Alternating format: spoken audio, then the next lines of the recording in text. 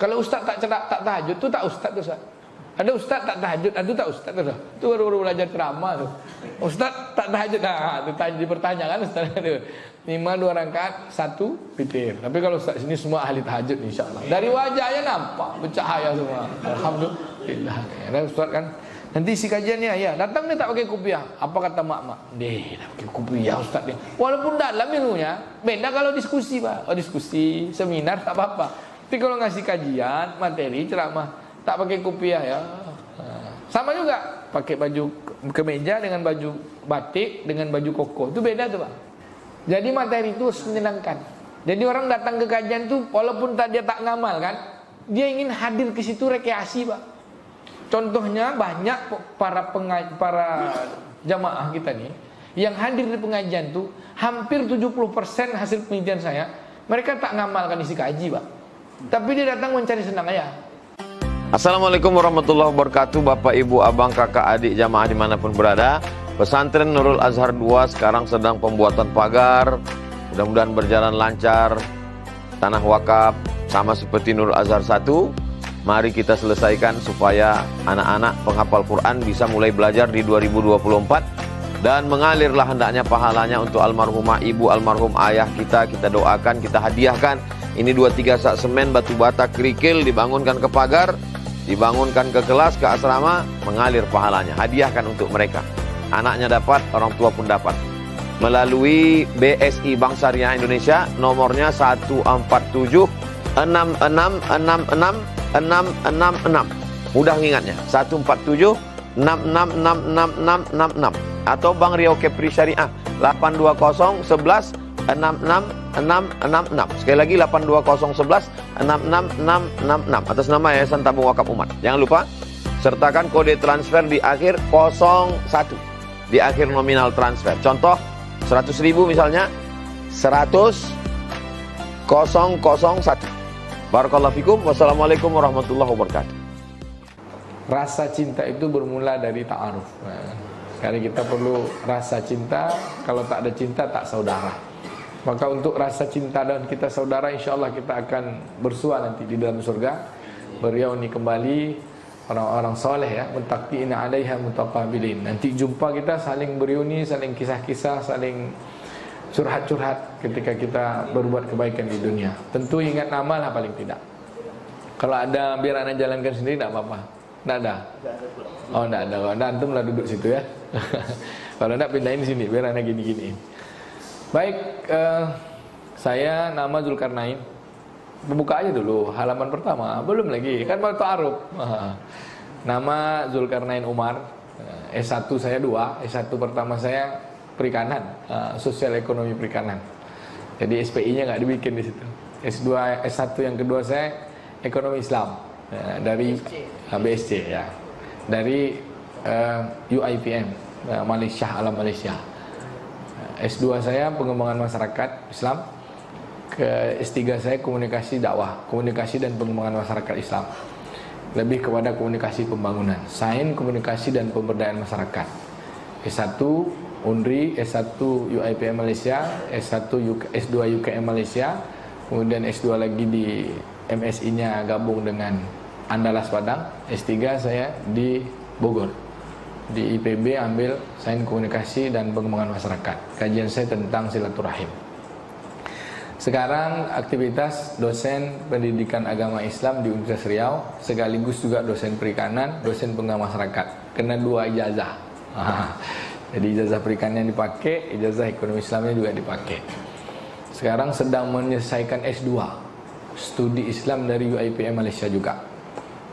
Studi Islam sedang S2 jurusan studi Islam. Mudah-mudahan selesai lah tahun ini. Sekolah terus, ya kan? Ya, tapi sekolahnya masih online. Ya, enak ya. By research. Baik, usia 45 tahun. Anak yang paling besar SMA kelas 2. Istri baru 1, Pak. Alhamdulillah 1 aja, ya kan. Tapi bukan 1 bukan baru 1 Batam, 1 di Amerika. 1 aja baru. Wah, dah papat. Itu perkenalan. Dan aktivitas yang lain saya sertifikasi dosen PAI, kemudian sertifikasi CIP. CIP itu sertifikat Islamic Psikologi. Jadi kalau kawan-kawan mau ikut boleh juga. Kemudian sertifikasi pembimbing haji nasional. Sertifikasi menghaji 2019, CIP 2024, dan sertifikasi PAI 2016 dari Asosiasi Dosen PAI Indonesia. Karena S3-nya komunikasi dan kata kawan-kawan YouTube-nya udah ada subscribe sekitar 700.000 kan ya. Bolehlah menyampaikan materi tentang performa penceramah dan teknik penulisan materi ceramah. Mungkin ustadz semua lebih hebat daripada saya kan. Ini pan semua ustadz nih. Setidaknya saya memfasilitasi. Tapi kalau untuk bukti kayak Ustaz Somad itu udah jutaan ya, jutaan subscribe-nya. Itu salah satu bentuk orang senang dengan isi ceramah. Entah apalah isinya, mau apa-apa aja isinya, tapi ketika ada like and subscribe itu menandakan orang senang. Kalau orang benci kan tidak mau juga orang. Tapi ada satu materi saya yang dibenci orang, tapi banyak subscribe-nya Pak. Hampir 500.000. Yang itu dibenci mantan Wahabi tuh. Yang mantan Wahabi itu banyak itu, hampir 700.000 sekarang. Viral. Kenapa? Karena memang Wahabi pula yang mungkin dia komen kan banyak itu. Komennya aja hampir 6.000. Bapak Ibu, Bapak-bapak, kami para asatidz yang dimuliakan Allah Ta'ala, kita bicara tentang performa. Apa itu performa? Penampilan. Penampilan dalam ceramah. Kemudian bagaimana teknik penulisan materi ceramah. Kalau kita lihat Ustaz Somad kan, kalau ceramah hampir tak ada dia buat materinya. Materinya itu hampir tak ada dia buat. Tapi materinya ada dalam kepalanya, dalam kepala karena sudah banyak. Kemudian materi-materi beliau jadikan dari buku. Ketika buku itu sudah jadi baru kita bisa baca kan. Tapi ternyata ketika kita baca, kalimat-kalimat di bukunya tidak sama dengan kalam yang keluar dari lisannya. Ya kan? Beda gitu. Cara menyampaikan dengan lisan dengan cara tulisan itu beda. Lebih nikmat kita mendengarkan ucapannya ketimbang membaca bukunya kan gitu. Tapi beda dengan Habibur Rahman Ar-Shirazi. Kita nggak suka dengar kalam kalimatnya, ucapannya, tapi kita suka bacanya. Berarti itu ada orang yang pandai menulis, tapi tak pandai tak sehebat tulisan dalam mengutarakan kata-kata. Tapi ada pula orang yang hebat mengutarakan kata-kata, tapi tidak pula sehebat mengutarakan kata-kata dalam menulis. Yang paling menderita itu Pak, sudahlah ngomong kata-kata tak pandai, menulis pun tak pandai. Gitu kan. Seperti abang ipar saya, beliau dapat hadiah tertinggi dari kalangan wartawan ini, hadiah wartawan yang paling tinggi, Nobel untuk wartawan Indonesia. Lupa pula saya. Kalau Adipura, hadiah terbesar untuk penulis terbaik Indonesia, wartawan. Abang saya penulis buku, sang pemimpi dia nulis buku, abang ipar saya jago menulis buku Pak. Dapat hadiah, dipanggil juga ke TV One sama Kick Andy, jual bukunya, laku banyak. Tapi kalau dengar dia ngomong, ya kalau dia ceramah tidur kita Pak, gitu kan. Bicara penyampaian materinya tidak seindah kalimatnya. Namanya Muhammad Amin MS MAG. Nah, itu mungkin kawan-kawan Ustaz juga kan. Beliau kalau ngomong tuh payah berhentinya, tapi artikulasi ucapannya beda dengan tulisan bukunya. Beliau tapi ketika menulisnya, tulisannya hampir 2 kali dia dapat. Waktu di Jakarta sekali, di Kalimantan sekali. Jarang-jarang orang dapat hadiah wartawan terbaik. Maka ada orang yang pandai dua-duanya. Siapa yang pandai dua-duanya Pak? Kalau kita lihat di Indonesia, tokoh yang pandai berceramah dan pandai pula menulis. Buya Hamka memang. Buya Hamka itu angkat tangan kita, kan? Buya Hamka.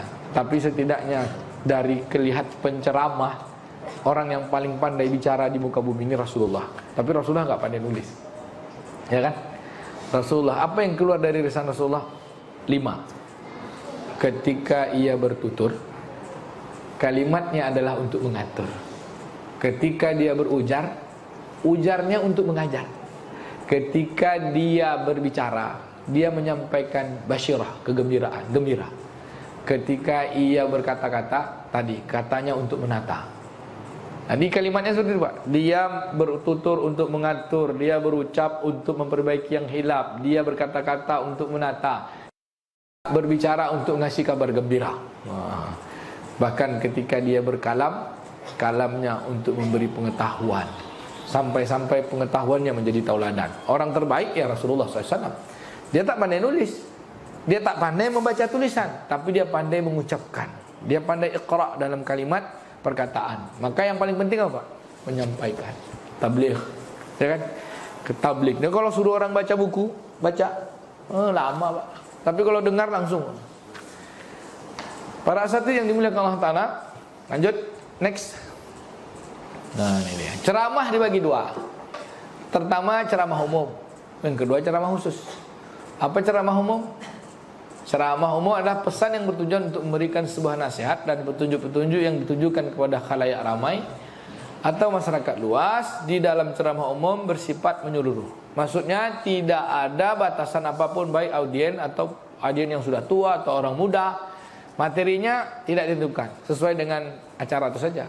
Sampaikan, tidak ada batasan. Silahkan mau ketawa, mau senang, dia tidak ada batasan. Tapi tidak bebas nilai, mesti ada nilai. Apa nilai Pak? Baik buruk jelas, yang patut tak patut itu jelas. Dari 4 tadi itu, tuturnya untuk mengatur, ucapnya perbaiki yang khilaf, kata-katanya untuk menata, ujarnya untuk mengajar, pengetahuannya untuk jadi tauladan. Itu boleh itu Pak. Jadi ketika para asatidz membuat materi, dari kalimat-kalimat kita tuh yang keluar kata-katanya tuh, ini kata-kata saya ini untuk mengatur atau apa nih? Kalimat saya ini ujaran untuk mengajar, kalimat saya ini beri gembira atau sekedar bicara. Nah, gitu. Jadi ketika kita bicara itu menyenangkan. Dan ada kelebihan ketika seorang pandai berceramah. Pertama, kelebihannya ketika dia memiliki intonasi suara yang khas. Contoh misalnya Profesor Dr. Akbarizan dengan Ustaz Somad. Kan Profesor Dr. Akbarizan itu kan, beliau kan profesor, tapi suaranya kan melengking. Kalau Ustaz Somad kan suaranya khas tuh. Baru dengar suaranya aja kita sudah cek sound gitu kan. Punya kelebihan dalam suara. Jadi semua kita punya suara yang ini. Ada yang suara melengking. Kalau suara melengking itu bagus, itu azan tuh. Paling untuk ceramah kan suaranya yang bass, kemudian bergetar. Kayak suara Andri gitu ya. Kalau kita contoh ya suara Ustaz Somad. Kalau kita lihat badannya kan tak sesuai dengan suaranya. Habis sekali suara yang menggelegar. Nah, ini memang ada kelebihan yang tersendiri Allah kasihkan kepada seseorang yang memang memiliki itu sejak lahirnya. Yang kedua ada ceramah khusus. Apa yang ceramah khusus? Ceramah yang bertujuan untuk memberikan nasihat dan petunjuk-petunjuk kepada khalayak, audien, jamaah. Dalam hal ini yang tujuannya adalah tertentu, bersifat khusus. Materinya bersifat khusus seperti khutbah. Kalau khutbah jelas kan, tak boleh pula kita melucu saat khutbah kan, karena dia ibadah mahdoh. Tapi kalau ceramah yang seperti Maulid Nabi, Isra Mi'raj, pengajian kitab. Pengajian kitab kan ada orang baca kitab aja, ilmunya banyak, tapi ketika dia menyampaikan, performa penyampaiannya itu bikin orang ngantuk, tak juga menarik. Kalau di Pekanbaru, Ustaz lepel-lepel kita ini, Ustaz Saprinaldi lah. Ustaz Dr. Saprinaldi itu dia artikulasi kalimat-kalimatnya itu memang daging isinya Pak. Kalau dia ketika dia menyampaikan suaranya tinggi-tinggi, ketika nangis lah gitu. Bisa di saat orang itu gembira, di saat gembira itu tiba-tiba berubah jadi nangis. Itu artikulasi bicaranya, kemudian isinya, mereka pandai mengambil makna-makna dari kalimat-kalimat yang diucapkan. Itu perlu apa? Nanti kita bahas setelah ini. The next. Apa itu ceramah khusus? Berbicara dalam khutbah dan ceramah. Ceramah pengajian. Khutbah penyampaian pesan dan rangkaian ibadah mahdoh. Jumat, Idul Fitri, apa lagi Pak? Istisqa, salat yang diiringi dengan salat. Khutbah itu kan penyampaian ceramah yang diiringi salat, baik sebelum dan setelahnya. Jadi tidak bisa pula khutbah itu ceramah, tapi dia penyampaian kajian materi yang diiringi sholat sebelum atau setelahnya.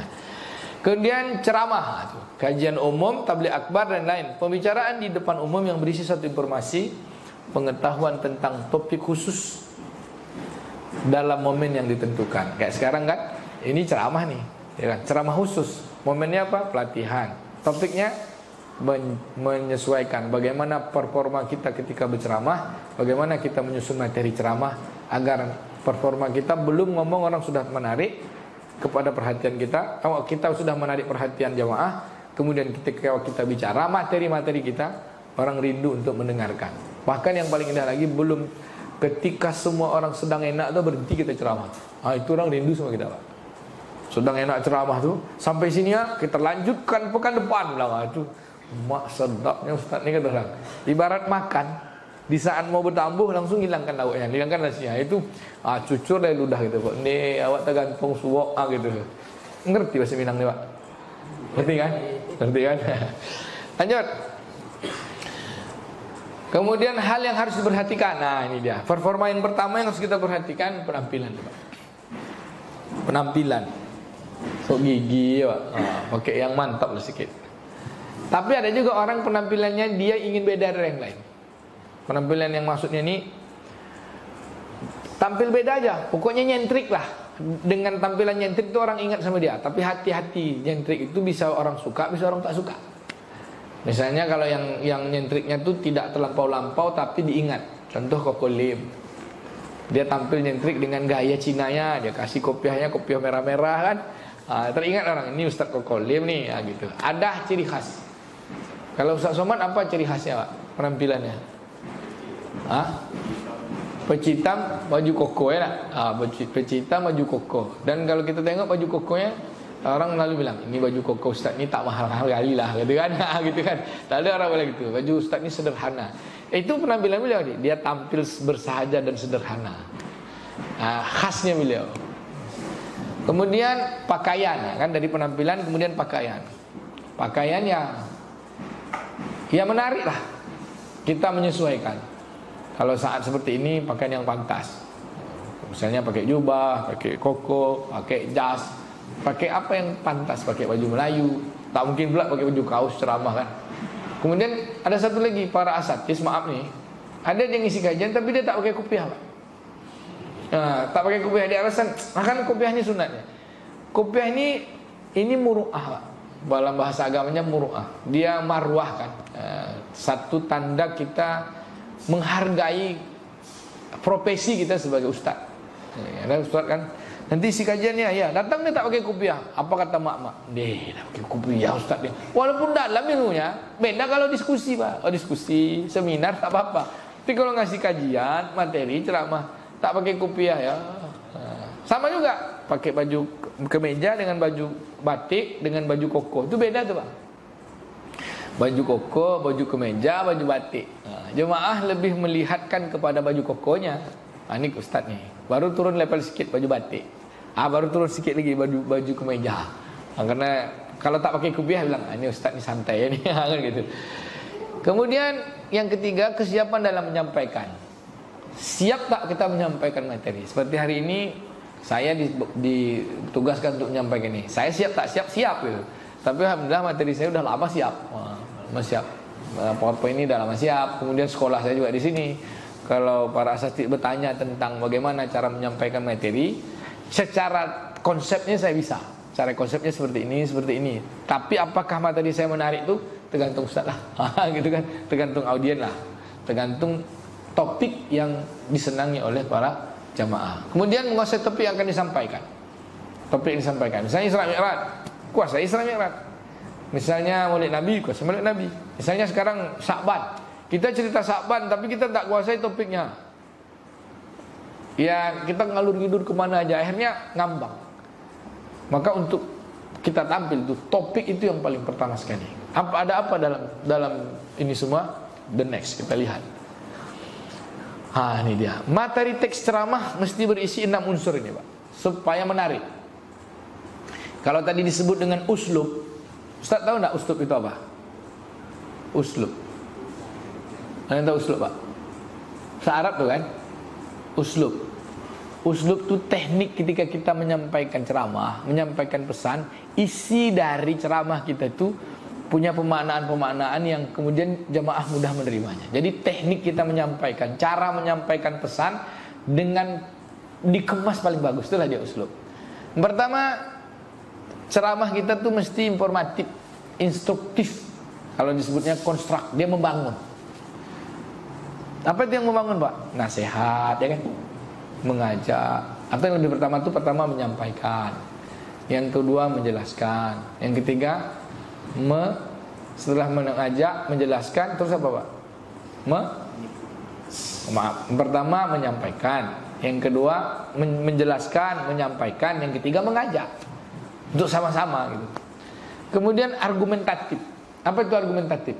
Dalil-dalilnya harus jelas. Argumen. Ketika kita menjelaskan tuh ada pendapat-pendapat yang dapat kita sampaikan. Why itu argumentatif. Kemudian rekreatif. Apa tuh rekreatif, Pak? Jadi materi itu harus menyenangkan. Jadi orang datang ke kajian tuh walaupun dia tak ngamal kan, dia ingin hadir ke situ rekreasi, Pak.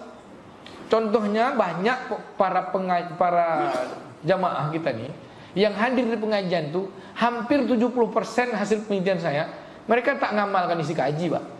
Tapi dia datang mencari senang aja.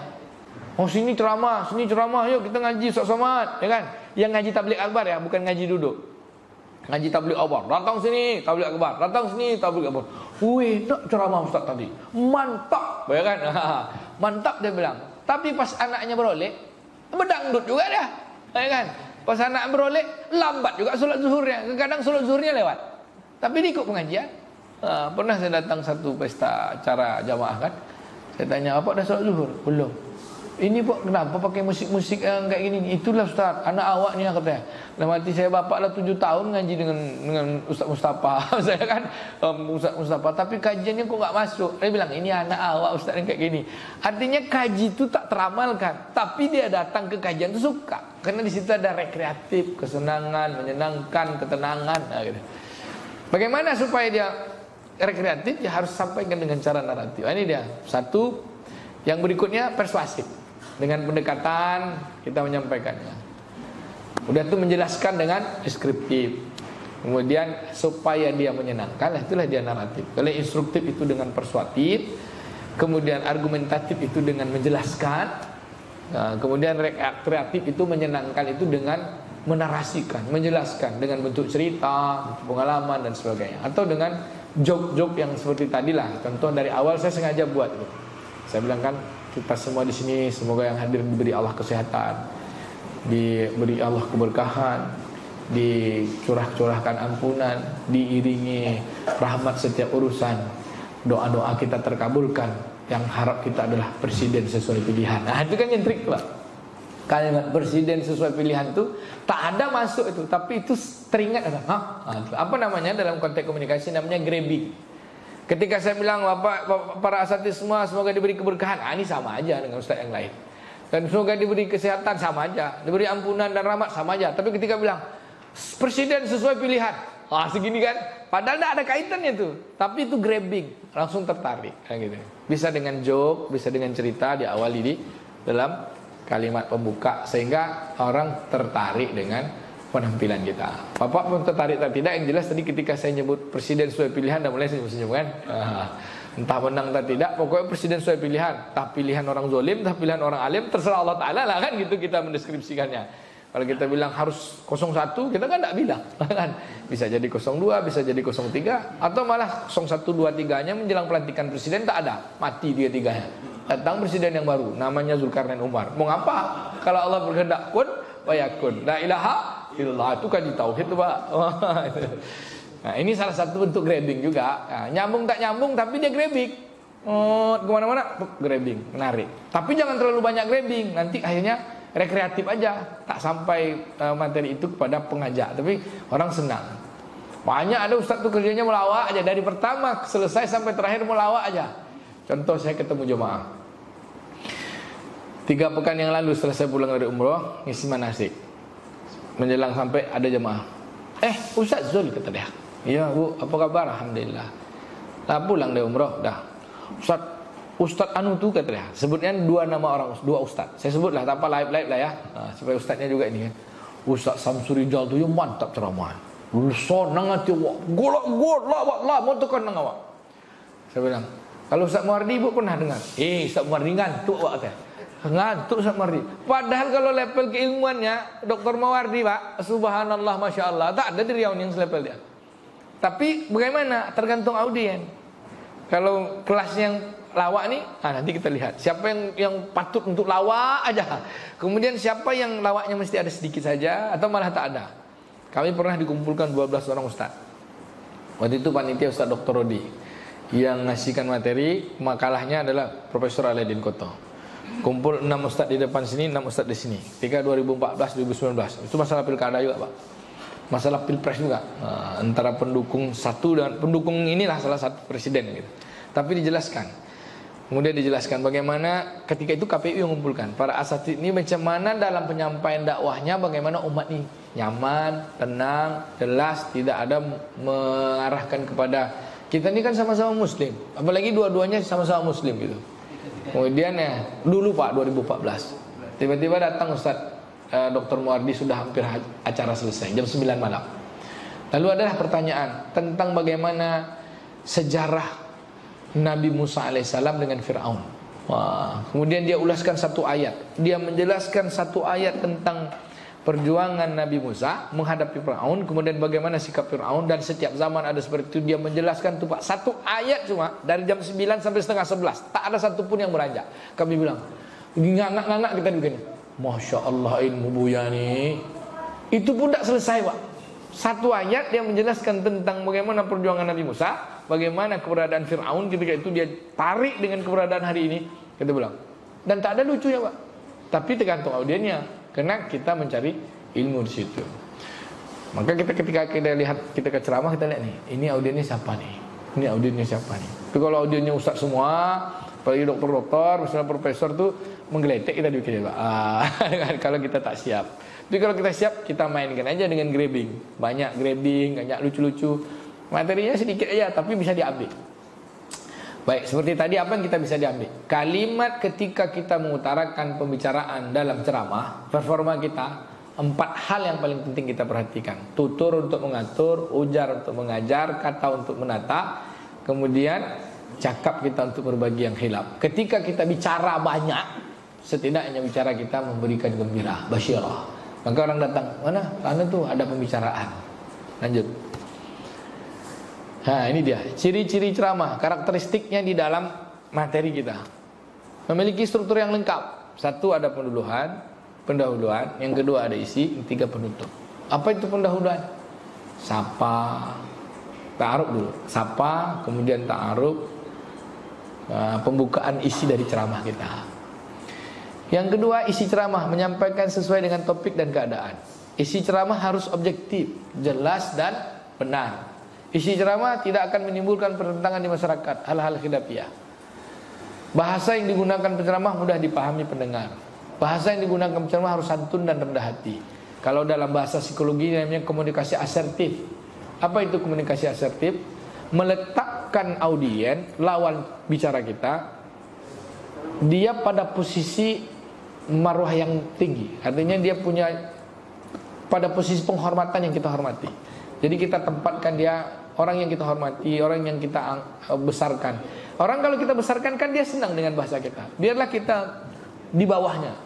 Dan ada orang yang merendahkan dirinya, sengaja dia menjelekkan dirinya dalam komunikasi asertif. Kemudian dengan menjelekkan dirinya itu dia dibayar mahal Pak, 40 juta sejam. Siapa tuh Pak? Tukul Arwana kan? Pernah lihat nonton acaranya? Apa dulu tuh Pak? Bukan Pak Mata tuh kan? Kerjakan dia menjelekkan dirinya aja, tapi 40 juta sejam. Nah itu konteksnya ceramah umum ya, menarik audien. Orang audien suka nengok dia jelek-jelekkan dirinya sendiri kan gitu kan. Itu mengangkat-ngangkat orang lain. Kan orang kalau diangkat senang. Ngantuk ya misalnya, Ustaz lagi ngantuk nih, kagak begadang tahajud banyak tadi malam Ustaz. Ustaz, oh ya, urut-urut pun ngasih. Ngantuk tahajud panjang tadi malam. Ya alhamdulillah tahajud. Kalau tidak tahajud dia mungkin terlalu terlambat ini Pak. Terlalu cepat bangun kan. Ya insyaallah. Kasih semangat, minum kopi dulu Ustaz. Minum kopi. Tak ada kopi. Kemudian penutup. Simpulan isi ceramah, hendaklah menggugah, mengajak, mendoakan. Menggugah, mengajak, mendoakan. Apa Pak? Simpulan isi ceramah, menggugah, mengajak, dan mendoakan. Lanjut.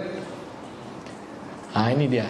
Tujuan ceramah ada 5. Pertama, mendorong. Terbalik sebenarnya. Pertama itu nomor 4 itulah dulu, memberitahukan.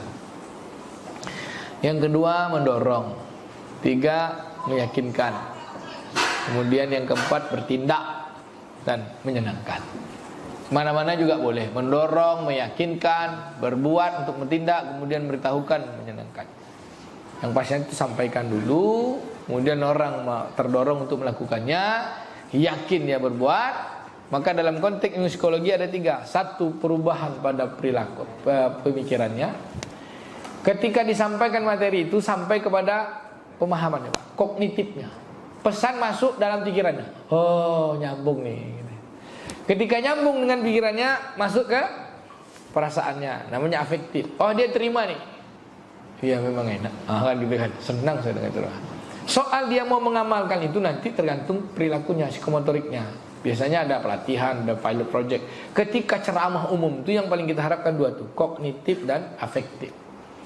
Nanti psikomotoriknya kan perlu latihan, perlu bimbingan, maksudnya kepada workshop. Seperti hari ini ustaz-ustaz semua 1 jam terakhir atau 15 menit sebelum ini saya ingin kan jadikan ini workshop. Nanti ustaz-ustaz semua mesti buat materi walaupun selembar. Ya Pak Diki ya? Mesti buat materi. Seperti apa cara menyusun materi itu yang kemudian dia uslubnya pas dengan metode hari ini.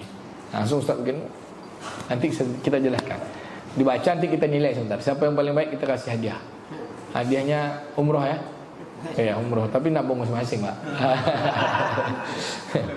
Iya. Boleh umroh sama kami boleh. Nanti dikasih diskon 2 juta. Ya kan, ongkos 35, Ustaz 33 aja. Sama itu kan. Lanjut. Jadi ada kognitif, afektif, psikomotorik. Kalau dalam konteksnya persepsi, attitude dan behavior. Bahasa kitanya penerimaan, kemudian perasaan, kemudian perbuatan. 3 ini Pak. Dari mana masuknya? Pendengaran, penglihatan. Jadi ketika kita ceramah tuh Pak, pendengaran itu paling penting. Pergi kita ceramah, tahu-tahu mic-nya parah. Seperti malam kemarin saya pergi ceramah.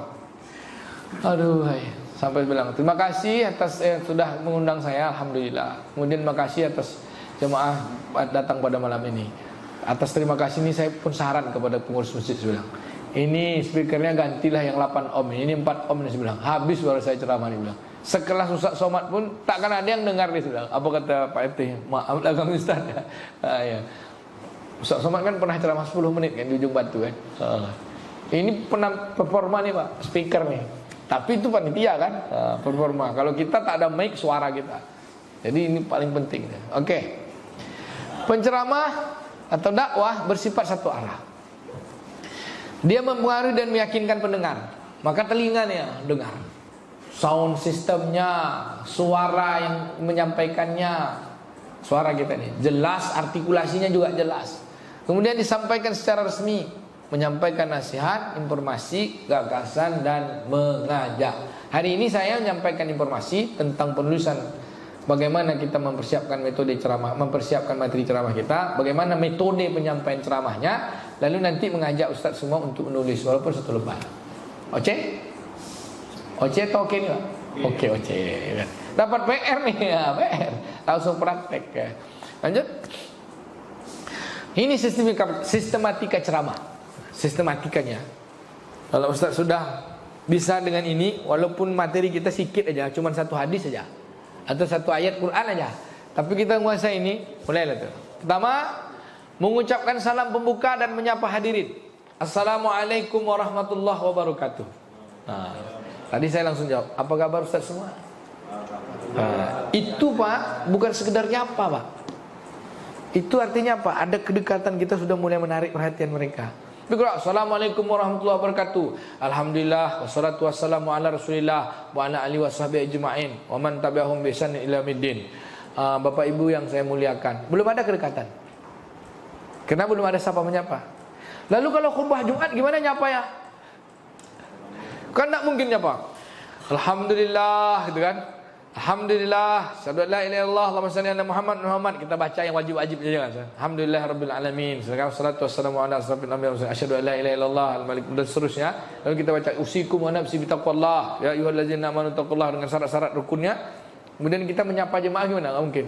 Hadirin sedang jemaah Jumat, apa kabar semua? Kan enggak mungkin, Pak. Lalu kita kasih sapanya gini.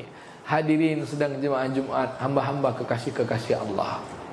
Hari ini kita semua diberi Allah kesehatan. Kita yakin dengan menyapanya seperti itu. Cara menyapanya, hamba-hamba kekasih Allah.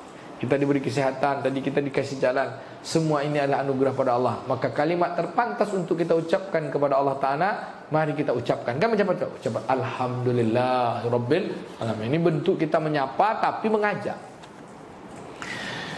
Baik, yang ketiga, ya pertama tadi ya salam. Yang kedua menyampaikan pendahuluan, ungkapan kegembiraan atau rasa syukur dan ucapan terima kasih. Sebab kegembiraan hadir di sini terima kasih, kemudian alhamdulillah dan sebagainya. Isi ceramah yang ketiga, isi ceramah diucapkan dengan jelas, menggunakan bahasa yang baik, benar serta gaya bahasa menarik. Ya gaya bahasa ini kita sendirilah ya Pak, kebiasaan. Tapi memang kalau kita lihat bukan baru nih, Ustadz kalimat-kalimat kalam-kalam Ustadz tuh Pak, rata-rata yang kalau orang Batak Pak, mantap kali ceramahnya Pak, Bataknya Pak. Karena memang jelas tuh kawan-kawan di Pawaid itu laku-laku tuh.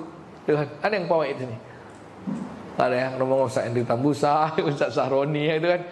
Itu mereka punya, memang udah terlatih artikulasi kata-kata. Kalau orang Tapanuli ini kan jelas kan, jelas deh Pak, jelas kalimat-kalimat itu jelas. Tak mau, kalau kita kan tak mau. Jadi dari lisan itu jelas ya. Kalau maaf ya misalnya, kalau orang Ocu kelasnya orang Ocu pula. Kalau orang Minang misalnya, orang Minang nih ceramah nih, dia terbawa bahasa Minangnya. Saya dulu ada dosen saya orang Minang, sangat sulit dia bahasa Indonesia. Pak, kita rapat Pak jam 10. Tak bisa saya rapat jam 10 itu, berantuk jam saya katanya. Itu artikulasinya kalau untuk buat ceramah sulit itu Pak. Tapi ketika jamaah pertama untuk jadi grabbing, oke tuh, menarik jamaah tuh. Saya pertama kali kelas sama beliau, dengar beliau ngomong itu sepanjang kuliah tuh ketawa aja saya Pak. Dia bilang, mahasiswa semua, ya, anak-anak bapak yang baik hati, hari ini kita masuk kuliah kita, materinya adalah bagaimana komunikasi yang efektif. Apa aja komunikasi yang efektif udah bapak.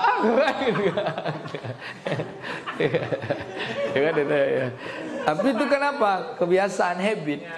Itu yang disebut dengan habit. Habit itu, tapi ada grupnya Pak. Ketika beliau atau orang-orang yang komunikasinya terbawa dengan bahasa daerahnya masuk kepada komunitas orang daerah, itu disenangi Pak. Misalnya dia orang Minang, ceramah dia orang Minang. Siapa Buya Starwardi? Dibawanya berceramah di orang Jawa, terima orang Jawa tuh. Tapi beliau kalau ceramah Minang kemana-mana, sama Gus Bahak juga. Tapi artikulasi Gus Bahak biasanya kena orang Jawa kan artikulasinya jelas juga. Nah ini contoh-contoh para pendakwah kita, para pendakwah, para dai-dai kita, para mubalik yang dengan kalimat-kalimatnya dia punya khalayak tersendiri. Tapi kalau yang umum kan kayak Ustaz Somad, ya Ustaz Somad sama orang Arab pun ini karena dengan keilmuannya Ustaz Adi Hidayat. Ustaz Adi Hidayat dia tidak orator, tidak terlalu orator, tapi dia menguasai materi dan keilmuan. Kalau kita kan nilai aja pandai Pak. Kalau menyampai kita jauh dari mereka ya kan. Kita ibarat bumi dengan langit. Bumi pun kita tidak, parit-parit pun tidak kan. Mereka langit semua itu Pak. Yang ketiga, yang keempat, menyampaikan kesimpulan isi ceramah agar mudah diingat. Dari sepanjang kita ngisi ceramah tadi, mesti ada kesimpulan yang kita sampaikan. Walaupun tidak kita bilang, Bapak Ibu jemaah yang dimuliakan Allah SWT, akhir dari ceramah ini akan dapat kita simpulkan. Tak harus seperti itu Pak, tak harus itu. Sebagai penutup dari kajian kita hari ini, maka bisa saja yang kita bisa ambil 1, 2, 3 sebagai penutup. Kemudian yang kelima, menyampaikan harapan yang berisi anjuran kepada pendengar jemaah. Saya kalau yang 5 ini Pak, jemaah tabligh paling senang saya. Apa kata jemaah tabligh itu? Dia mau taklim, mau didengar orang, tak didengar orang, tapi kalimat yang nomor 5 ini apa dia bilang? Demikianlah taklim zuhur kita, yang nyampaikan baik, yang mendengar baik. Yang paling baik, yang amalkan dan yang ngajak orang beramal. Ini pesan ini. Menyampaikan, yang baca baik, yang mendengar baik. Yang paling baik, yang menyampaikan dan yang mengajak orang. Yang paling baik adalah yang mengamalkan dan mengajak orang untuk beramal. Ini satu pesan yang kemudian lama diingat tuh. Yang mendengar, yang menyampaikan baik, yang mendengar baik. Yang paling baik siapa? Yang mengamalkan, ngajak orang, sama-sama beramal. Ini kalam-kalam kawan-kawan jemaah tabligh seperti itu boleh kita ambil tuh Pak. Mendengar baik, menyampaikan baik. Yang tak baik siapa? Yang tak dengar, yang tak nyampaikan. Gitu kan, nantinya seperti itu. Baik, yang keenam, menyampaikan salam dan doa penutup. Ya, doa penutup kan kifarah majelis. Ada ustaz yang tak hafal kifarah majelis tak? Ada misalnya dia ustaz nyampaikan dakwah, kajian, tapi kifarah majelis tak hafal. Itu lucu tuh Pak. Jadi sebelum menyampaikan kajian itu harus hafal dulu kifarah majelis. Mari kita tutup kajian ini dengan mengucapkan alhamdulillah, alhamdulillahirabbil alamin. Kata jemaah, Ustaz, kifarah majelis Ustaz, dah hafal saya doa itu. Subhanakallahumma wa bihamdika gitu dan seterusnya. Jangan ditutup Pak, nanti tutup kita. Belum tutup lagi Pak. Belum tutup. Lanjut the next. Ini 4 metode penyampaian penyajian lisan dalam ceramah. Lisan, yaitu metode impromptu. Apa itu? Tak pakai konsep Pak, serta merta, berdasarkan kebutuhan sesaat. Ini yang dah tinggi jam terbangnya. Dia buka aja apa, baru datang dia tiba-tiba karena dia ada langsung, Ustaz tolong bantu kajian tausiah sikit Ustaz. Nah, itu semua yang dalam kepalanya keluar tuh Pak. Tapi jangan semua, topiknya apa gitu. Ini mendadak. Biasanya kalau agak-agak kita mau yang metode impromptu ini serta merta, buka googlingnya sedikit. Cik. Ya, ada satu ayat atau satu hadis, lalu kita syarahkan. Bagaimana kita mampu mensyarahkan sesuatu? Itu yang kata Ustaz tadi, dengan pertanyaan. Apa, bagaimana, mengapa, seharusnya. Pertanyaan-pertanyaan itulah yang untuk kita jawab. Kita bisa melontarkan pertanyaan-pertanyaan untuk dijawab. Yang kedua, metode menghafal. Dipersiapkan dan tulis dihafal kata demi kata. Ini anak pesantren ya Pak. Kalau kita di sekolah dulu kan, waktu kita masih mondok, dari kelas 3 madrasah itu sampai kelas 6 tuh, kita kalau dikirim safari Ramadan itu semua ceramah kita di semua masjid sama tuh, ya kan? Dan kalimat pembukanya sama tuh kan, Assalamualaikum warahmatullahi wabarakatuh. Maka nanti pembukanya sama, pantunnya sama, semua masjid sama. Nah itu kena, memang kita dilatih itu. Setelah itu baru kita pandai untuk mengkreasinya, mensyarahkan dan mengembangkannya. Yang ketiga, metode naskah. Dipersiapkan dengan cermat, pembicara menyusun naskah terlebih dahulu untuk acara-acara resmi. Nah ini penting nih Pak. Kalau di Malaysia, kalau tidak berstandar ustadz-ustadznya, tak bisa ceramah Pak. Indonesia inilah negeri yang paling mudah berceramah. Asal pandai bercakap. Tahu asal pandai bercakap Pak. Sepandai dia menyampaikan, berani dia tampil, boleh ceramah. Langsung disebut orang ustadz. Baru baca 2 hadis. Hari ini dia ngaji, hari besok dia mulai berjenggot, potongnya celananya sikit kan. Hari ini kan dia baru ngaji nih, baru tobat. Hari ini dia tobat, besok dia ngaji. Hari besok dia potong celananya, panjangkan jenggotnya. Besok dia udah mulai ngisi kajian tuh Pak. Minimal dia di mana? Di wall Facebooknya. Langsung dia bilang, ini sesat, ini bid'ah, ini adalah. Baru 3 hari dia ngaji dipanggil orang ustaz dah. Nah, di Indonesia Pak, kalau di Malaysia untuk khutbah Jumat itu seluruh masjid mesti dari JAKIM, Jawatan Kemajuan Islam Malaysia. Saya sering juga ke Malaysia Pak. Saya tak dapat berceramah seperti Ustaz Somad tuh, hanya tempat-tempat yang kawan-kawan saya yang bisa ceramah. Tapi kalau Ustaz Somad kan memang beliau tak adalah lawannya kan. Memang lagi beliau guru besar. Sudah diiktirafkan, sudah standar dan sertifikasi. Yang kayak misalnya kalau Ustaz sini, kita di Indonesia Ustaz, sampai ke Malaysia saya bilang, saya di Indonesia sering ceramah, boleh saya ceramah? Belum bisa Pak. Belum bisa langsung. Apalagi kalau isi ceramah kita tuh ada tendensius terhadap negara, nggak bisa. Khutbah Jumat sana pakai konsep, taruh di meja-meja. Kalau kita khutbah Jumat, tahu Pak, khutbah Jumat kita nih kebanyakan Ustaz kalau tak dikasih materi kadang-kadang cibodak dalam komboi, tahu Pak? Apun terdogak soboi. Itu bahasa Ocul Pak. Mulai ceramah dia, apa cibodak dalam komboi lah, apa terdogak soboi. Kalau sekarang topiknya apa? Sabar. Topiknya apa lagi nanti? Menjelang Ramadan. Topiknya apa? Ya, topik-topik keseharian yang hari ini yang bisa kita lihat. Topik pilpres, kecurangan. Tapi campainya bukan masalah politiknya, tapi bagaimana kita bisa berbuat baik di antara amal-amal yang kita lihat saat ini. Lalu, ini dia metode yang keempat, metode ekstemporan, tanpa persiapan naskah. Menulis hanya pokok-pokok, pembicara dengan kata-kata sendiri, variasinya, suasananya fleksibel, metodenya paling baik, paling banyak digunakan, memenuhi unsur-unsur sebagai berikut. Ini dia ketika kita baca. Apa? Untuk apa? Bagaimana? Misalnya sekarang, Syakban. Apa itu Syakban? Lalu bagaimana beramal di bulan Syakban? Untuk apa itu Syakban? Jelaskanlah Syakban itu apa. Lalu untuk apa nih Syakban nih, untuk kita jelaskan. Oh ternyata seperti ini. Lalu bagaimana orang-orang terdahulu memuliakan Syakban? Bagaimana orang-orang beramal dengan Syakban? Ada apa di dalam Syakban dan sebagainya. Pokoknya pertanyaan untuk apa, bagaimana, ada apa. Dengan pertanyaan itu makin banyak kita mampu menjelaskan. Pertanyaan itu dalam bahasa metodologinya adalah rumusan masalah. Rumusan masalah. Kalau bahasa Arabnya kan Karena kadang-kadang kalau kita tanya masalah tuh selalu problem kan. Apa masalahnya? Tak ada masalah. Bukan. Bahasa Arabnya kan kalau masalah itu kan soal. Jadi soal, pertanyaan yang mau kita cari jawabannya dalam materi ceramah kita. Kan tak mungkin kita tanya sama jemaah, Bapak Ibu hari ini ceramah Syakban nih, apa materi menurut Bapak yang mau saya sampaikan? Tak mungkin kan tanya sama jemaah kan. Kita sendirilah, apa kira-kira, oh ya Syakban tuh ini, apa saja amal yang dilakukan Nabi di bulan Syakban, dalil-dalilnya. Kemudian baru kita ngajak Rasulullah seperti ini, mari kita beramal, ayo kita ajak Syakban yang mulia. Lanjut. Seni berceramah. Ceramah adalah salah satu bentuk komunikasi bahasa tatap muka.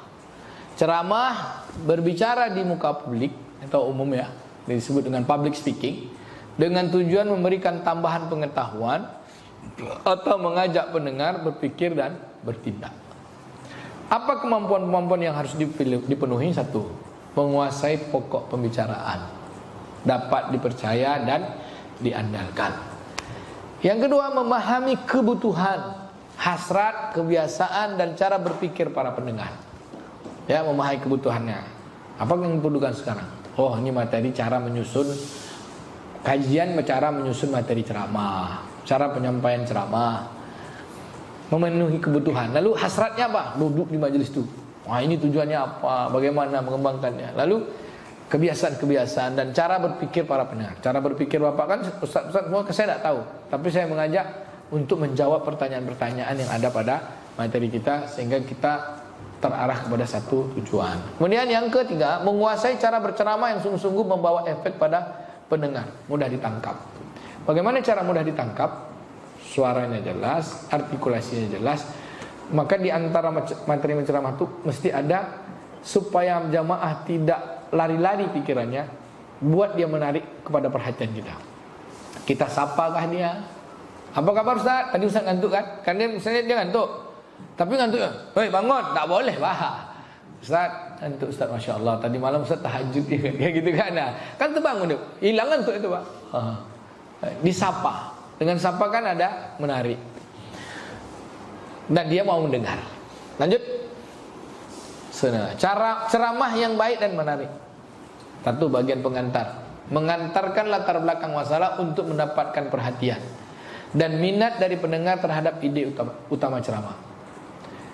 Jadi kalau kita nulis karangan itu kan ide pokok paragraf harus jelas.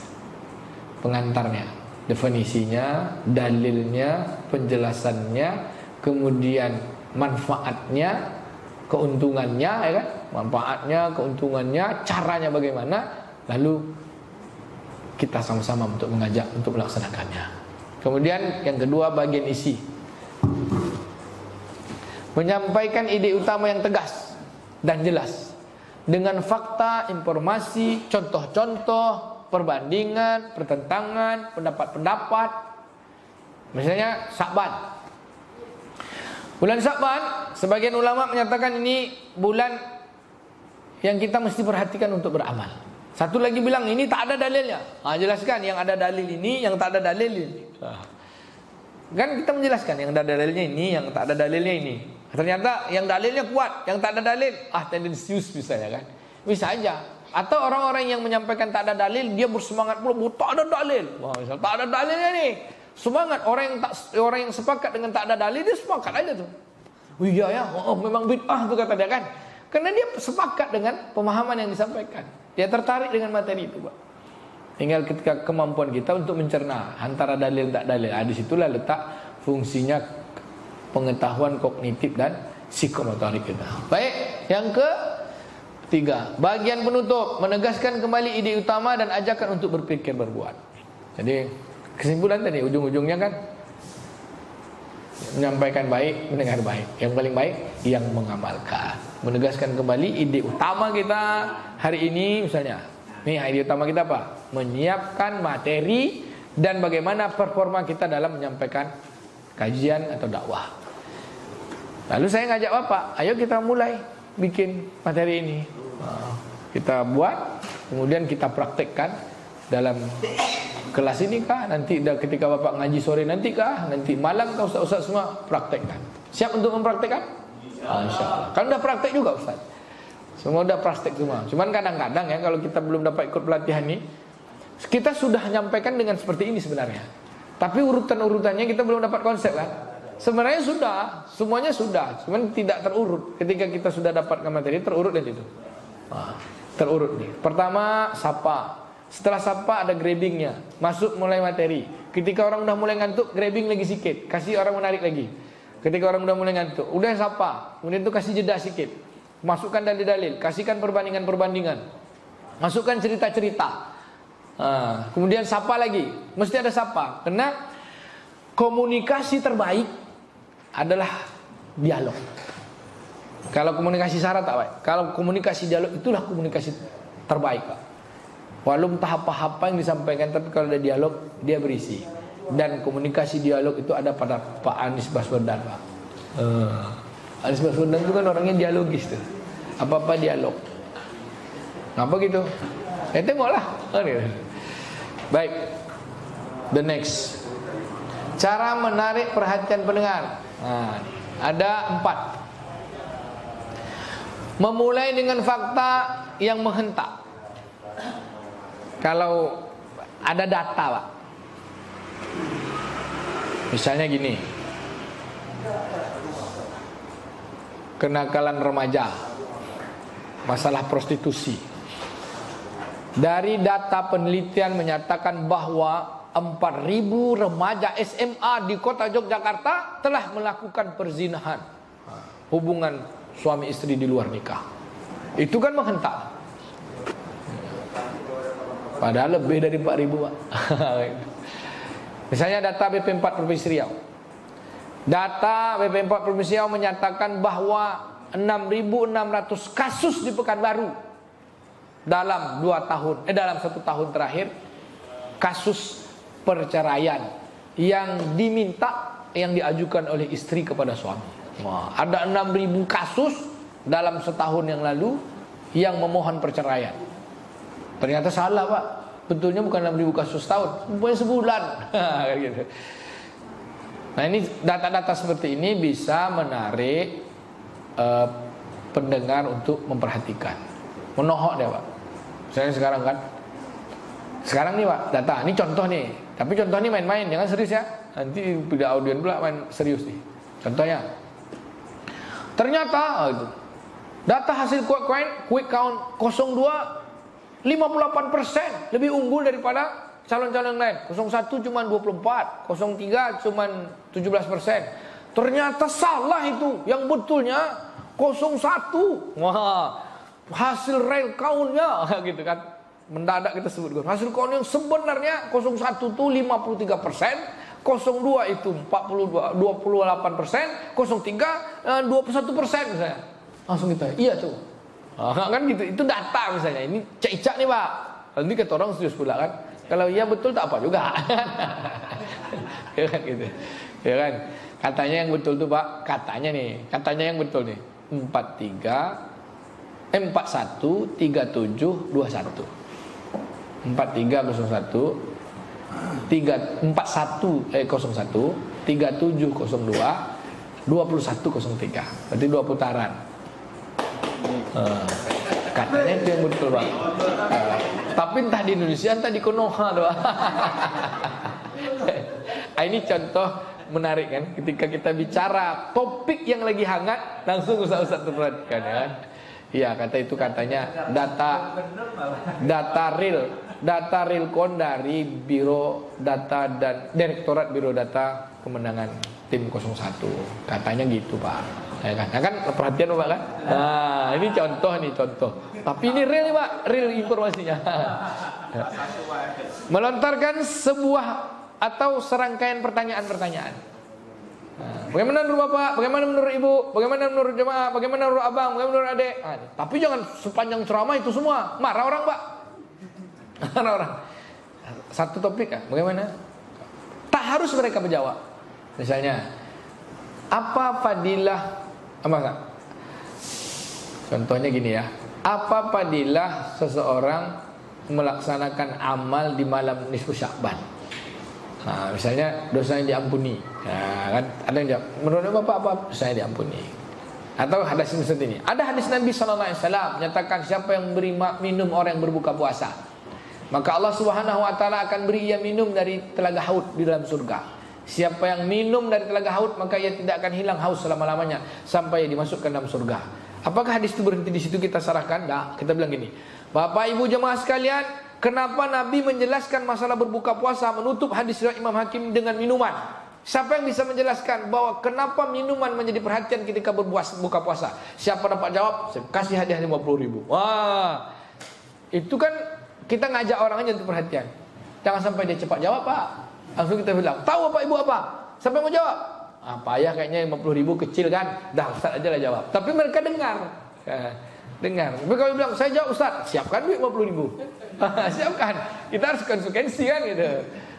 Tapi rata-rata kayak gitu tuh jawabnya macam-macam lah kemana-mana. Kita punya jawaban yang berbeda dengan jemaah.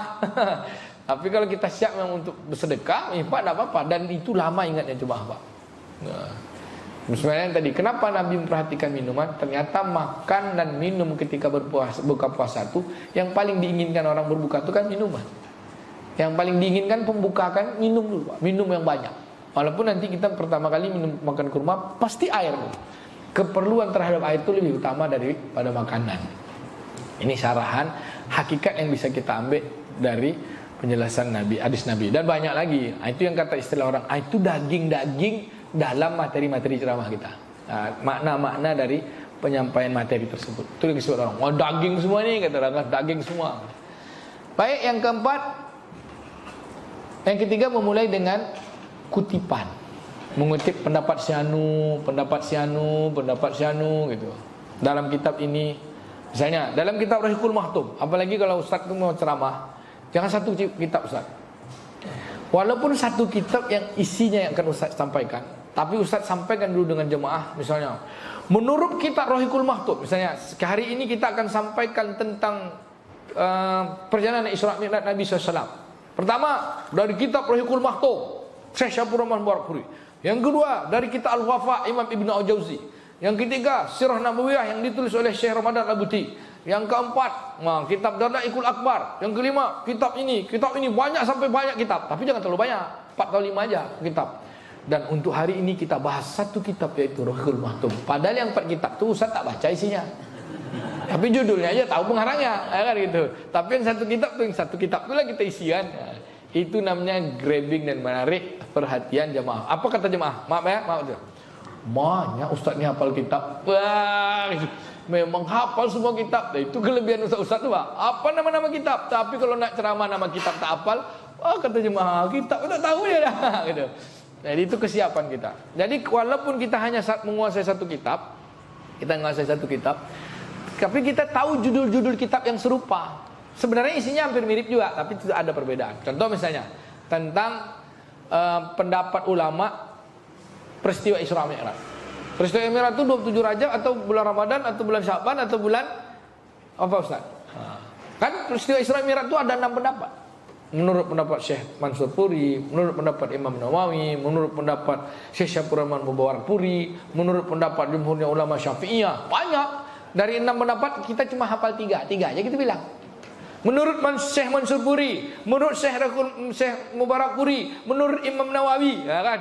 Ini tidak ada perbedaan pandangan bahwa peristiwa Isra Mi'raj itu benar atau tidak. Tapi mereka meyakini bahwa Isra Mi'raj itu adalah benar terjadi. Hanya perbedaan pada kapan peristiwa itu terjadi. Yang satu menyebut bulan Ramadan, yang satu menyebut bulan Rajab, yang satu menyebut 10 bulan setelah wafatnya Ibunda Khadijah. Lalu mana yang benar? Yang Bapak baca aja. Yang mana? Menurut Syekh Syafur Rahman Mubarakpuri atau menurut Syekh Mansur Puri. Karena kebetulan 27 Rajab. Menurut Syekh Mansur Puri, jumhurnya yang disepakati oleh semua jamaah, oleh kalangan umum di Indonesia adalah 27 Rajab. Misalnya gitu, Pak. Tapi kalau beda tanggalnya pas pula cocok dengan Rahikul Mahtum. Sebutkan Rahikul Mahtum. Contoh misalnya Nuzul Quran. Nuzul Quran itu kan ada yang buat 17, 19, 21. Pas malam 17, Bapak kisahkan Nuzul Quran ini peristiwa pertama kali Lauhul Mahfuz, ya kan? Al-Quran turun dari Lauhul Mahfuz ke langit dunia, ila sama dunia.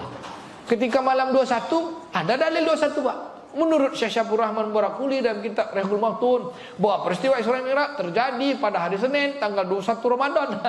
Ada juga sebenarnya. Menurut kitab ini 19. Jadi disesuaikan aja. Tapi yang jelas tidak ada pertentangan peristiwa itu terjadi. Karena kan kita menjelaskan pendapat-pendapat, itulah dia kutipan. Nah, dengan kutipan itu yang keempat kita bisa memulai dengan kisah-kisah yang lucu, humor-humor segar. Kisah-kisah yang lucu. Ini tergantung orang nih Pak yang suka berkisah. Tapi memang rata-rata kita suka mendengarkan kisah kan. Seperti kisah bulan Sya'ban nih. Boleh saya ceritakan sedikit Pak ya? Dari Aisyah, dari ibunda Aisyah radhiyallahu anha, Ummul Mukminin Aisyah radhiyallahu anha. Apa kata beliau? Satu malam aku kehilangan Rasulullah. Ternyata dia dalam kisah Pak. Apa dalam kisahnya? Kehilangan Rasulullah setelah sholat Isya. Dia tengok ke masjid, ternyata Nabi masih sholat. Kemudian dia tunggu lama, ternyata Nabi masih sholat juga. Dia tunggu lama, ternyata Nabi masih sholat juga. Sang yang ketiga dia tunggu Nabi, sekali dia lihat Nabi hilang. Khawatir dia, berdegup jantung, kedubuk, gitu. Itu kan kisah.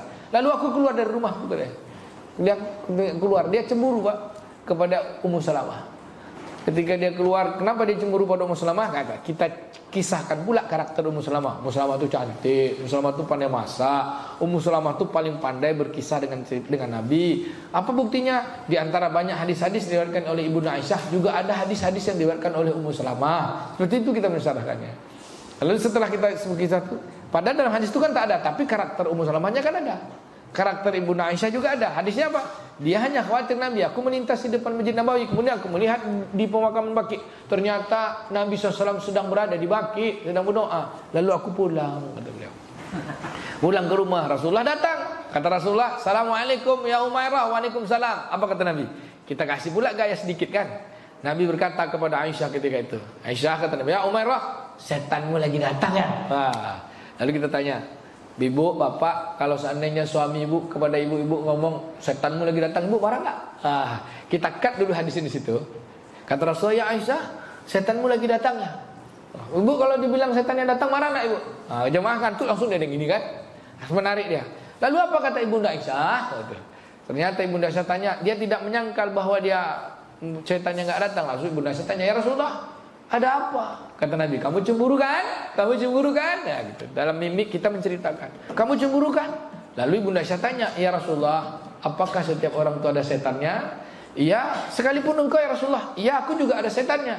Tapi setanku sudah masuk Islam. Wah, itu perbedaan Nabi. Setanku sudah masuk Islam, kata Nabi. Lalu kita balikkan ke jemaah. Bapak Ibu, kira-kira setan kita udah masuk Islam belum? Kan senyum-senyum jemaah.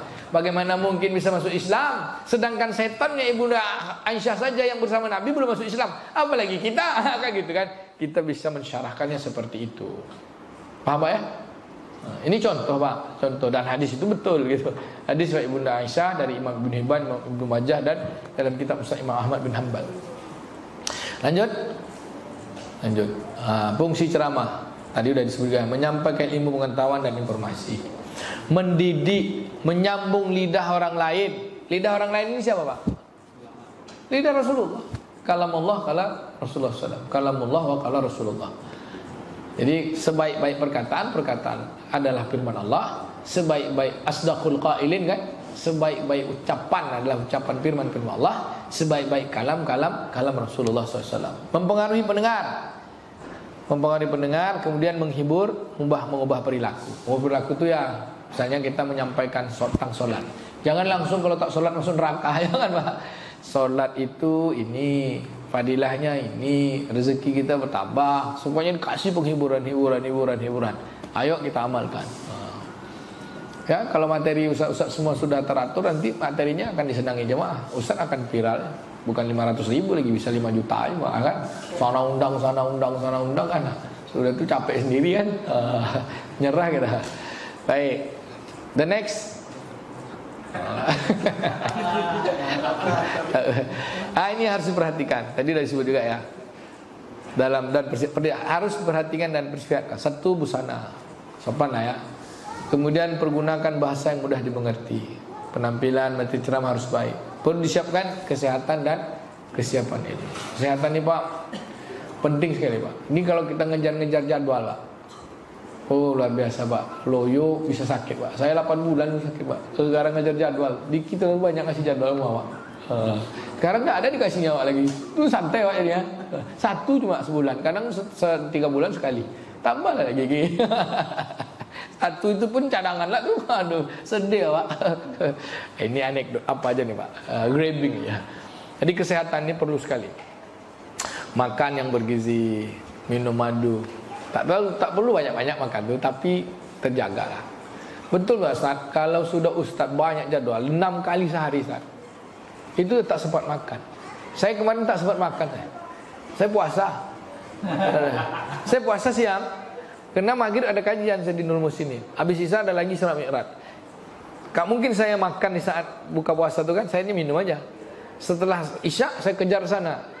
Rupanya di sana banyak pula sambutan. Saya targetnya di 9.20, 9.15 lah makan. Rupa sambutan ini. 9.15 baru saya ceramah. Saya bilang saya ceramah setengah jam. Rupa tak cukup dah. Sejam juga saya ceramah. Baru makan saya setengah 11 lah. Oh, setengah 11 makan. Itu pun sambil nyetir saya makan. Tapi mana-mana saya sekarang karena udah pernah sakit, saya bawa suplemen kan. Bawang putih, jintan hitam, vitamin B kompleks, tetap Ustaz. Minimal madu lah setiap hari itu setengah sendok. Mesti. Kalau udah tidur kita sikit. Kalau Ustaz dah banyak ceramah Ustaz, sikit tidur kita. Jam 12 kita dah tidur, jam 3 kita dah bangun. Kita sholat tahajud lah dulu. Udah tu kita pergi. Kalau Ustaz tak tahajud tu tak Ustaz tu Ustaz. Ada Ustaz tak tahajud, itu tak Ustaz tu. Tu baru belajar ceramah tu. Ustaz tak tahajud, tu tadi dipertanyakan Ustaz tu. 5 2 rakaat, 1 witir. Tapi kalau Ustaz sini semua ahli tahajud insya-Allah. Dari wajahnya nampak bercahaya semua. Alhamdulillah. Lanjut. Pendekatan isi ceramah. Ini Ustaz yang tadi saya bilang, ada ibu-ibu yang bertanya tadi, yang bandingkan Ustaz ini dengan Ustaz ini. Ini dia. Pendekatan intelektual itu jika pendengarnya berpendidikan cukup. Kayak Ustaz ni lah. Kemudian pendekatan moral, orang-orang yang aktif di bidang moral, lingkungan keamanan dan kemanusiaan itu mengajak menggugah. Kayak Ustaz Diki, Ustaz Andri ini orang-orang yang relawan dakwah ini senang dia Pak, kalau digunakan dirinya untuk ini kita bikin ini yuk, kita bikin ini. Ada menggugah untuk berbuat. Kayak orang aktivis itu Pak. Allahu Akbar. Wah, itu semangat itu Pak. Ayo kita demo, menangkan 07 misalnya kan gitu Pak. Semangat itu. Nah, kemudian ini Pak, untuk khalayak orang yang sekolahnya bawah, dia nyari rekreatif aja. Dia tidak menangkap pesan itu secara utuh, tapi dia menikmati pesan. Dia menangkapnya untuk bukan berubah perilaku, tapi dia ketawa lama ingatnya, nanti pelan-pelan akan berubah perilaku. Maka kalau Uas kan pernah bilang, saya kalau ceramah umum tuh, kata beliau kan, ke kita nih, saya dapat informasi gitu. Ceramah umum itu isinya tak banyak keilmuan, tapi menggugah orang aja, untuk orang datang, untuk orang senang. Lalu yang kajian mana? Yang duduk. Yang duduk itu baru kajian, baru ilmu. Yang itu kan motivasi. Kalau sudah langsung ilmu nak nangkap orang Pak. Kan? Tergantung pada audiensnya. Tapi kalau udah tabligh akbar, umum itu lebih kepada mendengar dan rekreatif pada kehadiran tersebut. Nah ini pendekatan emosional jika pendengarnya memiliki pendidikan yang tidak tinggi. Apa emosional itu Pak? Perasaan. Kalau gembira, ketawa. Kalau sedih, nangis. Kalau sedih Pak, Ustadz Pekanbaru ini tak adalah Ustadz Saprinadi Pak. Kalau sedih yang ceramah anjing tuh. Ada ceramah anjing tuh. Kita pun berkali-kali nontonnya nangis kita. Pernah dengar ceramah anjing tuh Pak? Oh belum. Tengoklah nanti ceramah tentang anjing. Seorang anak yang sukses pelihara anjing. Ibunya berkali-kali telepon dia nggak datang. Sampai ibunya bilang, kalaulah boleh ibu untuk lahir lagi nak, ibu berdoa untuk jadi anjing jadilah. Kenapa? Karena kau tiap hari kau jumpa anjing kau. Tapi aku yang melahirkan kau tak pernah kau jumpa aku. Tapi beliau pandai menuturkannya. Kita nonton tuh nangis ibunya. Viral juga tuh Pak. Dan beliau tuh kalau ceramah tentang emosional, perasaan, pandai beliau menggugah betul. Siapa lagi? Ustaz Ridho misalnya kalau muhasabah. Ustaz Ridho Rinaldo, itu muhasabah mah itu. Ustaz Yudi Irwan, Ustaz Saifullah yang bawa orang nangis. Ustaz Diki, jago kan nih. Yang jago dia Pak. Ustaz Doni tuh. Katanya Ustaz Zul masuk juga lah. Kalau untuk bikin orang meleleh. Padahal yang paling tak enak tuh Pak, orang menangis, awak tak menangis. Itu kacau tuh Pak. Kacau tuh. Ya. Tapi memang kalau udah kita menangis dari hati kita terbawa. Kenapa? Gak ada gelombang kan. Gelombang otak kita bersama dengan jemaah. Kalau sendiri payah juga nangis. Baik, lanjutnya mempersiapkan naskah ceramah. Nih, ada 4 cara untuk mempersiapkan. Membaca naskah, menghafal spontanitas dan menguraikan kerangka. Contoh perencanaan kerangka ceramah. Pembukaan 10%. Pernyataan pembuka menarik perhatian audiens. Kemudian menguraikan masalah itu tadi, soal, pertanyaan-pertanyaan. Yang kedua, isinya 80%. Poin utama yang pertama dengan subpoin 1, 2, 3. Tapi kalau ceramahnya dilihat, kalau 1 jam 3 cukup tuh. Kalau cuma 15 menit 1 aja. Kemudian yang ketiga, kesimpulan 10%. Di dalam penyampaian isi itu mesti ada penjelasan-penjelasan naratif, yang kemudian naratif itu dijelaskan secara argumentatif dan naratif, yang naratifnya itu bisa menjadikan jemaah hadir bahwa dia menyenangkan.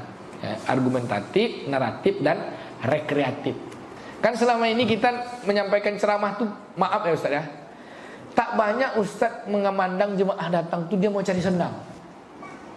Sekarang pandang jemaah tuh dia datang, dia mau dengar ceramah tuh supaya dia senang Ustaz. Kalau dia senang dia datang lagi. Bukan sekedar ngaji, tapi dia memang udah rumah banyak masalah, atau tetangga macam-macam lah. Tapi kalau dia datang kajian, senang gitu. Bikin dia senang dalam jamaah. Terutama ibu-ibu. Ibu-ibu kalau ceramah apa materi yang paling dia suka Ustaz? Ceramah ibu-ibu, ibu paling suka materinya. Ibu-ibu tuh ceramah ya Pak, kalau lawak-lawak dia tak terlalu suka juga. Sedikit lawak-lawak tak apa-apa. Tapi kalau banyak gak suka dia. Ustaz tuh ngelawak aja. Ibu-ibu tuh kalau kajian dia suka amalan. Amal ini, doa ini. Pokok laku Ustaz. Coba lah. Bisa Ustaz tindih saya tadi. Habis jam saya itu kan. Ibu-ibu tuh nanti kalau dia udah curhat-curhat, terima kasih Ustaz ya, belum hafal kami doa yang itu tuh Ustaz. Pokoknya kalau kajian ibu-ibu, sampaikanlah amalan ini Bu, amalan ini Bu, amalan ini Bu. Macam amalan nisfu Sya'ban. Solat malam kata Nabi, iza kanat lailatul min nisfi Sya'ban faqumu lailaha wasumu naharaha, ya kan? Indallah tabaraka ta'ala ila sawa'id dunya min ghurubi syamsi ila yata'il fajar. Faqulu Allah ta'ala faqulu ala man mastaghfir faghfir lahu, ala man mabtala fa'afiyahu, ala kadzalik. Kita jelaskan hadisnya kan. Lalu kita sebut, Nabi katakan faqumu lailaha, dirikanlah malamnya. Apa tu? Dengan solat. Solat apa ibu-ibu? Ada 4 solat, bilang kan. 1, ibu-ibu tu suka detail Pak. 1, setelah solat maghrib kita solat awabin, misalnya kan. Sudah tu solat isya, setelah solat isya solat taubat, solat hajat, solat tahajud, solat witir. Apa Bu solatnya? Taubat, hajat, tahajud, witir. Itu aja dia ingat Pak. Kata Ustaz tadi solat dia ini tu Pak. Besok dia undang apa gitu. Gitu Pak. Dia undang apa gitu. Tapi kalau kemana-mana. Saya banyak jemaah ibu-ibu tu yang alhamdulillah Ustaz, kami setiap ngaji sama Ustaz dapat ilmu katanya. Ternyata ilmu itu ngapal doa, bawa kepada amalan. Tapi kalau konsep-konsep kepada volunteer tadi, misalnya harus kita buat ini, tidak masuk sama ibu-ibu Pak. Ibu-ibu itu kan gitu. Apalagi kalau ilmu mendatangkan rezeki, ilmu supaya suami tidak cemburu, itu senang itu Pak. Tapi tak ada pula materi itu dalam hadis Pak. Ada itu. Itu nanti ujung-ujungnya ngarang-ngarang tuh, gawat tuh. Ilmu hasil menung-menung. Lanjut. Habis ya. Cara menyusun poin utama, metodenya kronologis. Ini memakai urutan waktu masa lalu, kini dan masa depan. Metode spasial, memakai urutan ruang, lokal, nasional, regional, internasional. Bahkan ada yang fiksional Pak. Fiksional tuh kayak Pak Anies kan ditanya, kalau Bapak nanti jadi presiden siapa orang pertama yang Bapak ajak makan, minum? Boleh fiksional. Rasulullah kata dia kan. Terkesan kita langsung. Metode kausalitas, hubungan sebab akibat, masalah dan solusi.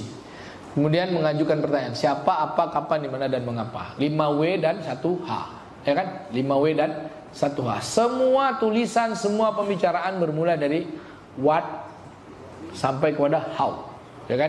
Apa sampai kepada bagaimana. Kuasain itu. Itulah ilmu komunikasi. Oke, the last. Lanjut. Pembukaan mempunyai 3 fungsi. 1, mencairkan suasana.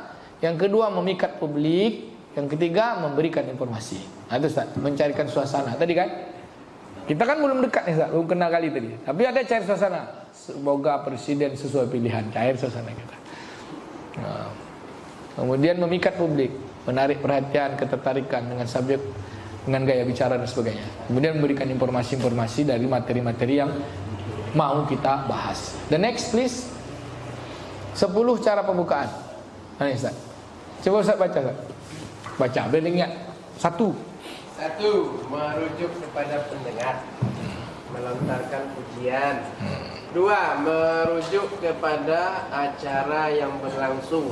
Yang ketiga Ustaz baca. 3. Merujuk kepada audien dengan topik. 4 Ustaz baca.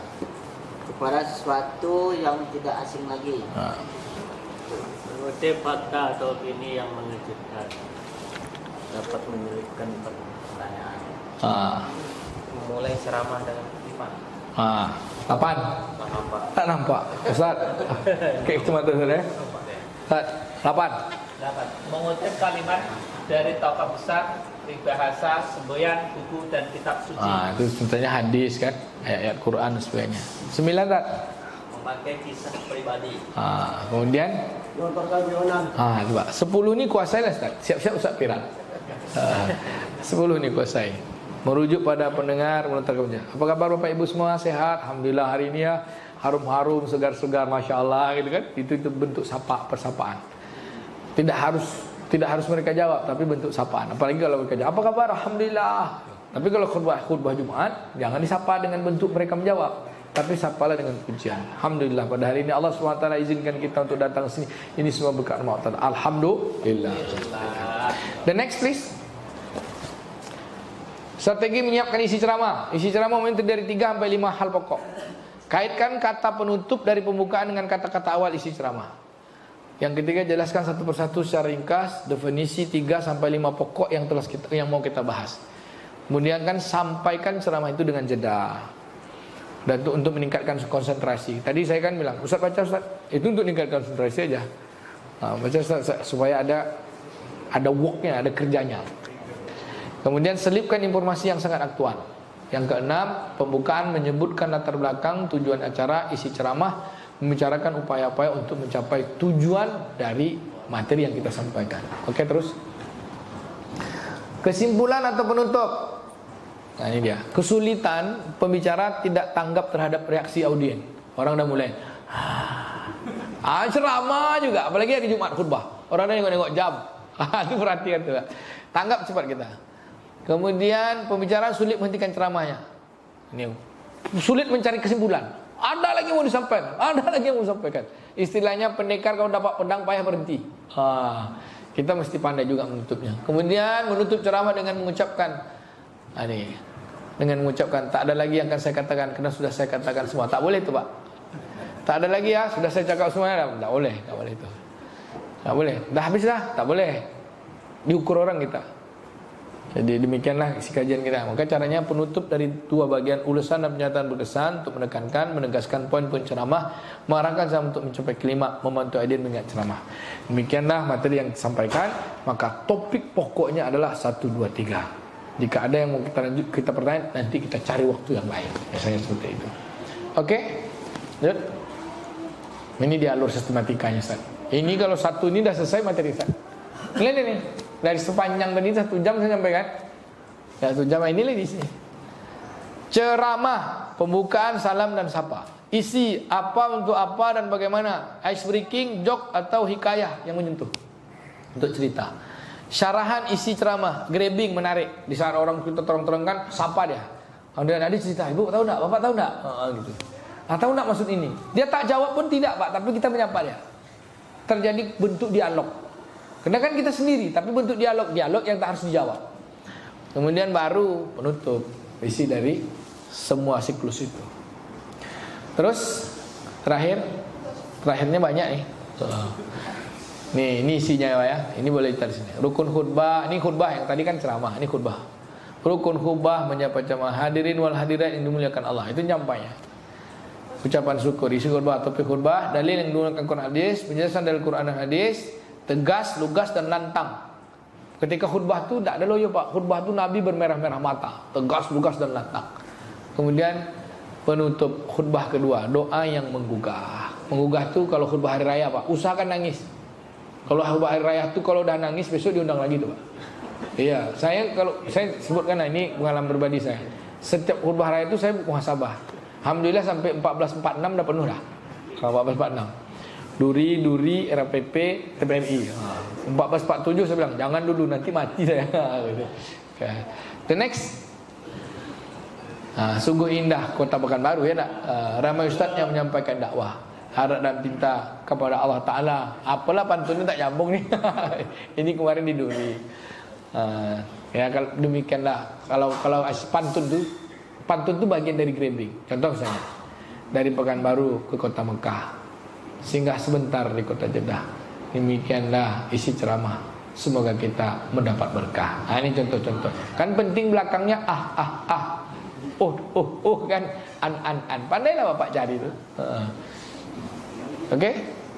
Inilah referensi kita dari buku-buku yang dibahas untuk penyampaian teknik komunikasi atau uslub dalam penyampaian ceramah dan khutbah. Ada pertanyaan? Silakan Ustaz.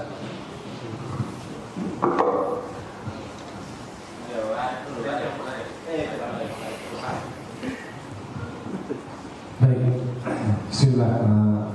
Syukur Ustaz atas kesempatannya. Ustaz Doktor yang saya muliakan. Bagaimana kita bisa combine-kan Ustaz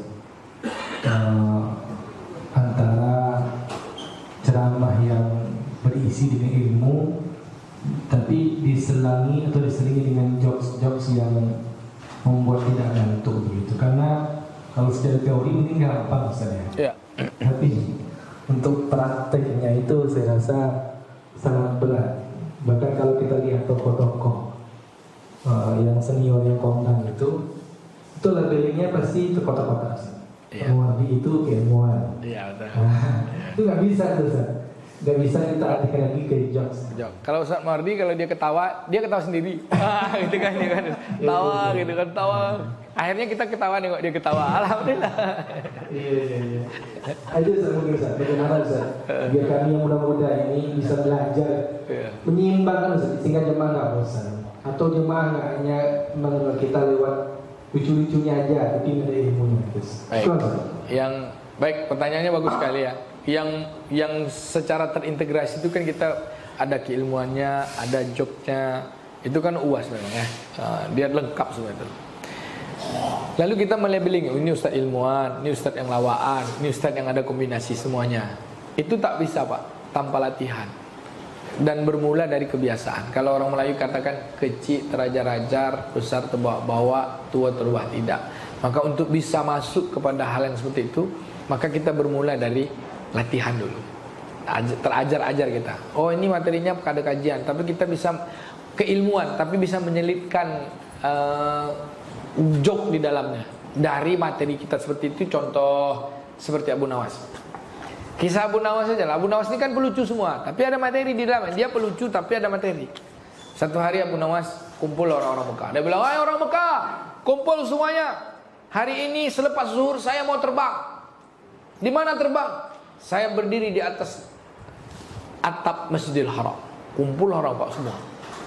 Kan materinya sebenarnya saya mau terbang, kan tidak ada yang lucu di situ. Ketika dia sudah ambil posisi mau terbang, lalu dia turun, marah orang sebenarnya. Wahai Abu Nawas, kata kamu mau terbang. Kan saya bilang saya mau terbang, bukan saya terbang. Saya kan cuma mau, tapi tak bisa terbang. Ini kalimat, ya ini kan kalimat. Jadi dengan pandai menggunakan kalimat. Jadi joke itu bermain di situ. Jadi memang harus terlatih. Ya. Tak bisa kalau tak terlatih. Latihan hari ini mungkin tak satu, besok satu. Nanti dah jadi kebiasaan. Tapi jangan itu terus Ustaz. Carilah materi-materi yang joknya itu menyegarkan. Tadi seperti Rasulullah kan, sebenarnya kan enggak jok itu. Tentu, ketika Rasulullah SAW pulang ke rumah, dia ketuk pintu ketika Ibu Ainda Aisyah curiga dengan Nabi kan. Lalu dia ketuk pintu, "Assalamualaikum." Waalaikumsalam. Terbuka. Kata Rasulullah, "Aisyah, setanmu lagi datang ya." Kan ada jok di situ. Setanmu lagi datang ya. Kata Rasulullah. Kata Aisyah, "Ada apa Rasulullah? Kau cemburu kan?" Nah, lalu kita bisa bikin jok. Bapak Ibu, kira-kira setan kita kamu cemburu kan? Kata Rasulullah. "Iya." "Apakah setiap orang itu ada setannya?" "Ada," kata Rasulullah. Nah, lalu kata Ibu Aisyah, "Engkau pun ya Rasulullah?" "Iya, aku juga ada setannya. Tapi setanku udah masuk Islam." Lalu joknya mana? "Bapak Ibu, kira-kira setan kita udah masuk Islam belum?" Gitu. Jadi itu bisa menjadi pertanyaan yang kemudian pertanyaan tidak harus dijawab tapi lucu, Ustaz. Jemaah menangkapnya itu agak-agak lucu lah gitu. Bapak Ibu udah masuk Islam belum setannya? Masuk katanya, mak, gitu kan. Seolah-olah itu lucu, sebenarnya nggak lucu. Tapi kan ketika ditanya itu menjadi sebuah ketidakbiasaan. Ketidakbiasaan itu memunculkan joke begitu. Baik, ada lagi Ustaz? Silakan. Terakhir ya. Ustaz. Ya. Sebelumnya saya di sini mungkin termasuk yang paling muda lah di antara asatidz yang lain. Itu yang paling mudah tuh.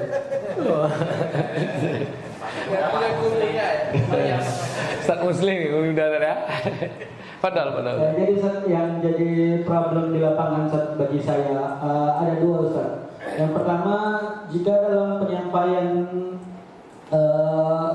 isi ceramah seperti itu Ustaz disampaikan, ada 4 amalan sholat Bu yang bisa kita kerjakan. Contoh sholat taubat, sholat hajat. Nah, yang mau ketiganya ini lupa Ustaz.